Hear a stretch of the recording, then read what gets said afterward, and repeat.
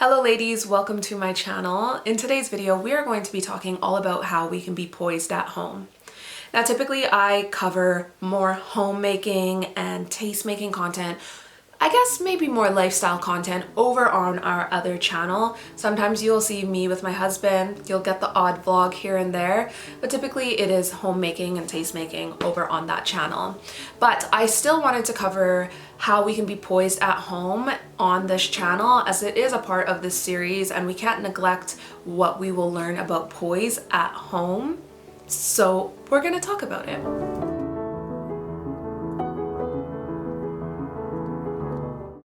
You will travel to many places in your life, but every journey will start from home. Get your home life in order and everything else can follow suit.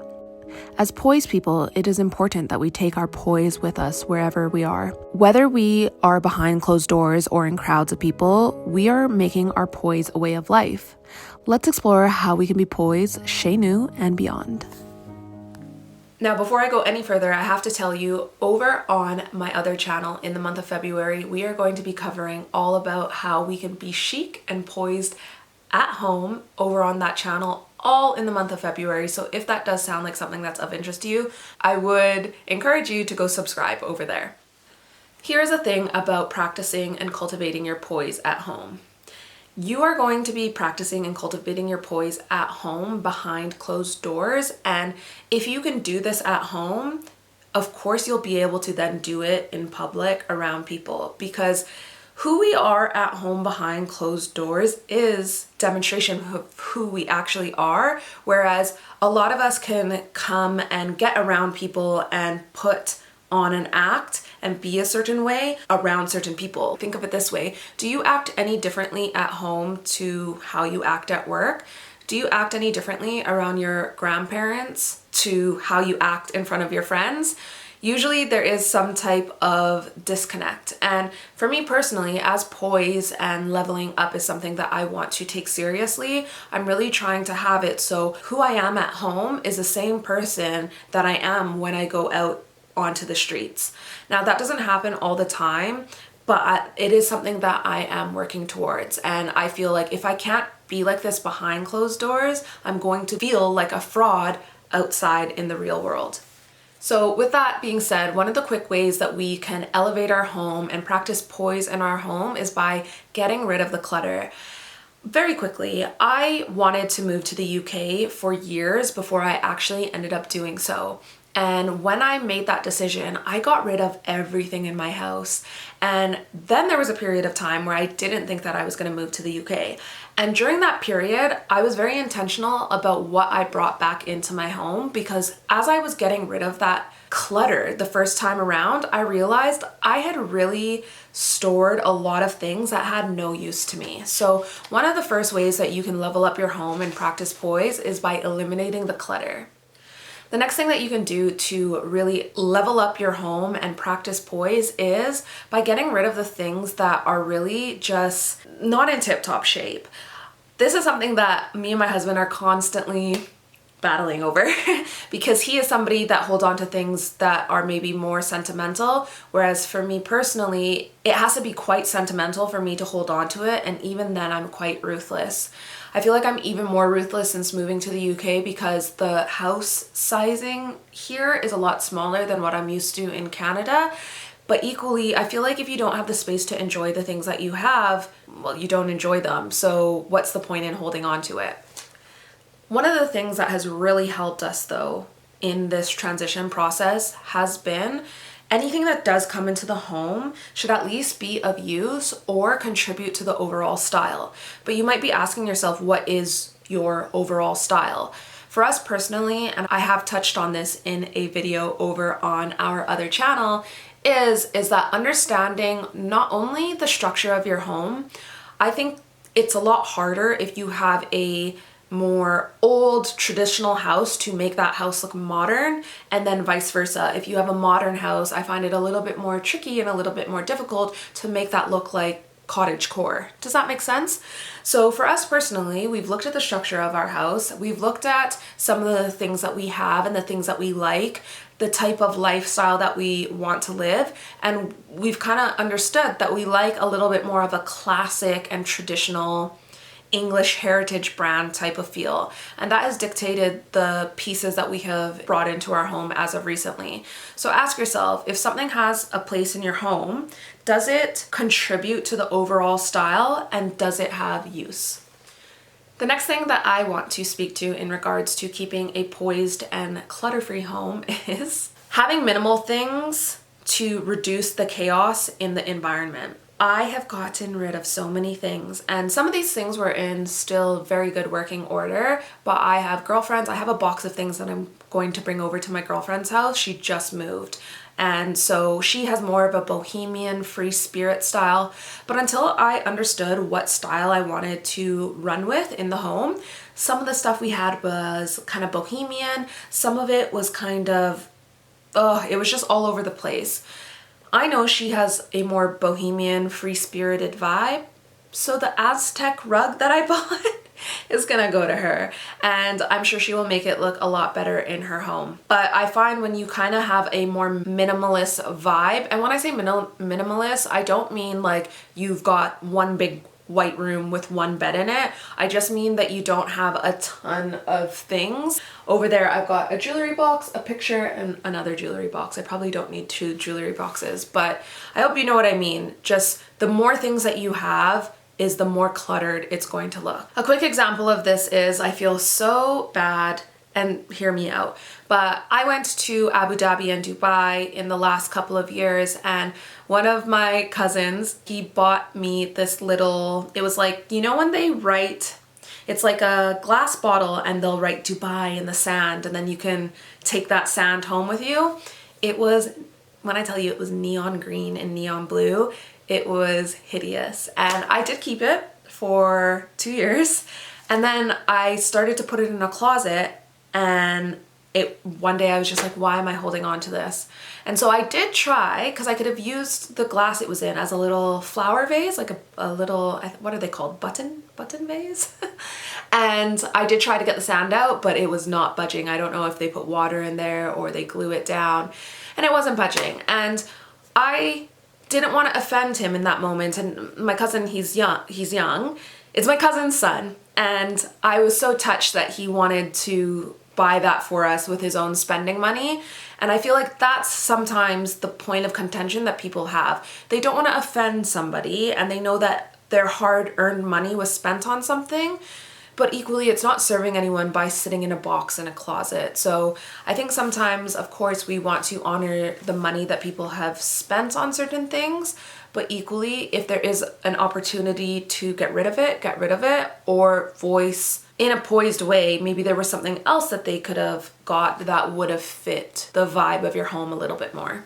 I don't know how someone would go about doing that in a poised way though. If you know, if you have a suggestion for that, I would love if you left that in the comment section. So the next thing that we are going to speak about is how we can keep an orderly home. Now this is something that did not come to me naturally. I was just talking to my husband's cousins about this today, is that for me personally, I bought a house quite young, and even when I bought that house, I was still not very orderly. For me, everything changed when I had a boyfriend that moved in with me, and I just cleaned my act up, really. But some of the things that I tell myself now when I'm wanting to keep a poised and orderly home is don't touch something twice. I am somebody that is running low on time all the time because I've taken on a lot of projects. And with that being said, if I have to touch something twice, that is taking away time from something else that I can be working on. So instead of dropping some clothes on the floor, I just go and drop it in the basket.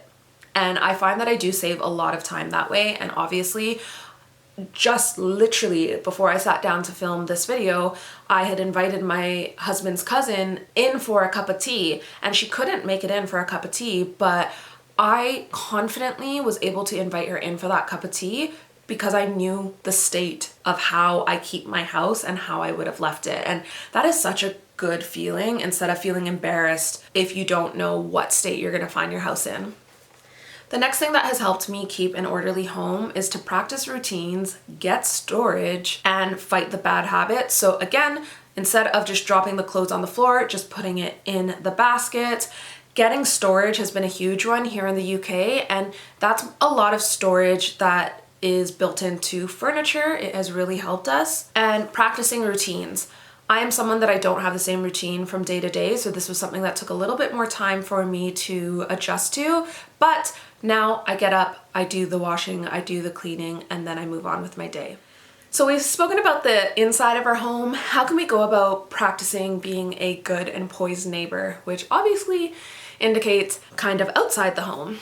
The first thing that you can do, which is so easy, is keep your yard clean.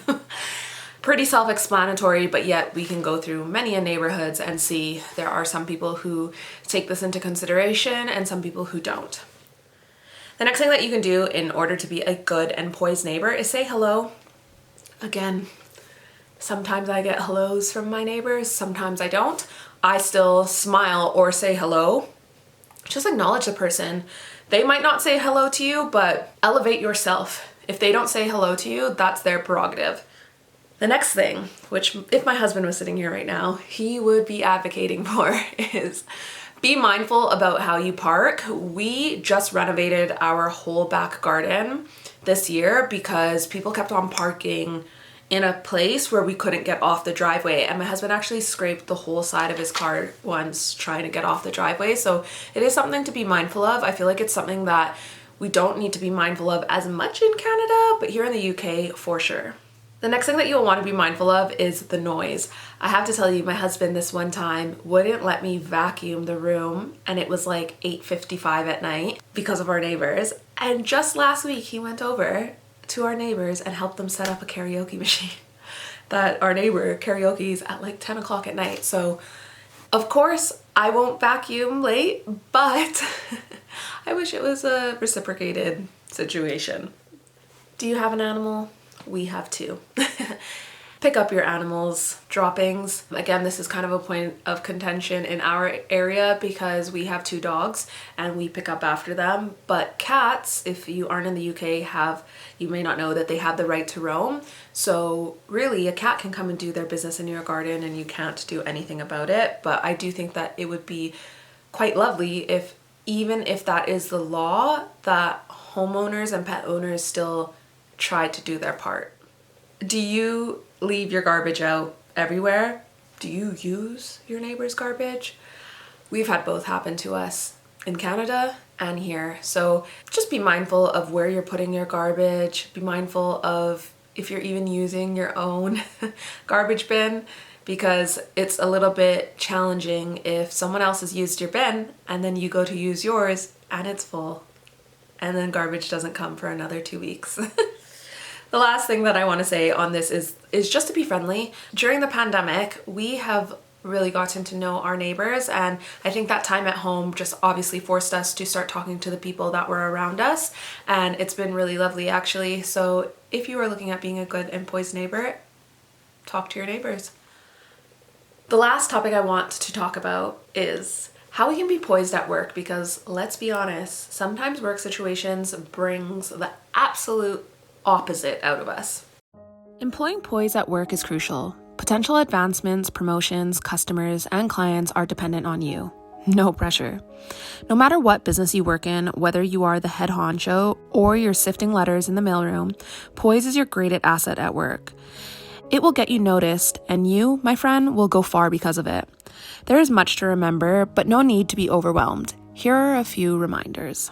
It goes without saying, one of the first things that you can do to be poised at work is to be punctual.